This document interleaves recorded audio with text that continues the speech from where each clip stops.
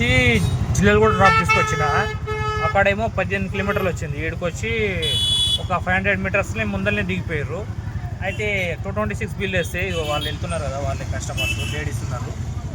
అయితే 226 బిల్ వచ్చింది. ఆమె ఏమంటుంది 200 రూపీస్ కొట్టంట.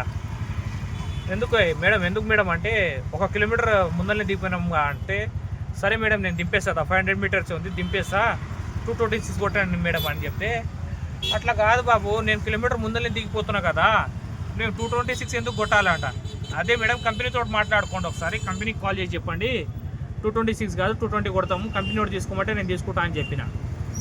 ఇక పక్కన మేడం ఉండి పోనీలే ఆయన కూడా రైడ్ మొత్తం ఆటో నడుపుతుండగా కొట్టేస్తామని పక్కన ఆమె కొట్టింది. ఇలాంటి వాళ్ళే ఉంటారు మామ, కొంతమంది అలుగుతారు.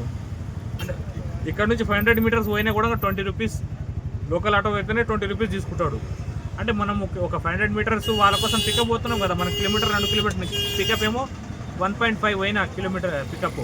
ఆరంగడ్ నుంచి మన ఇటు ఏమంటారు అది జూ పార్క్ సైడ్ కాకుండా అవతల సైడ్ మనం అట్టాపూర్ పోయే సైడ్ పోయినా అక్కడ 1.5 పికప్ అయింది. ఇక్కడ 17 కిలోమీటర్స్ ఇది వచ్చింది. మరి 226 రూపీస్ కరెక్టేనా ఇది? అమ్మ ఇంకా ముందరనే తక్కువ కొడుతుంది ఫేర్ అని చెప్తే వీళ్ళు కస్టమర్స్ కూడా ఇట్లా వేస్తే మనం ఇంకేం లేదు ఆటో అమ్ముకొని ఇట్లా కూర్చున్నాం. మీరేమంటారు మామ? కామెంట్ బాక్స్లో కామెంట్ చేయండి, నేను చేసింది కరెక్టా తప్ప.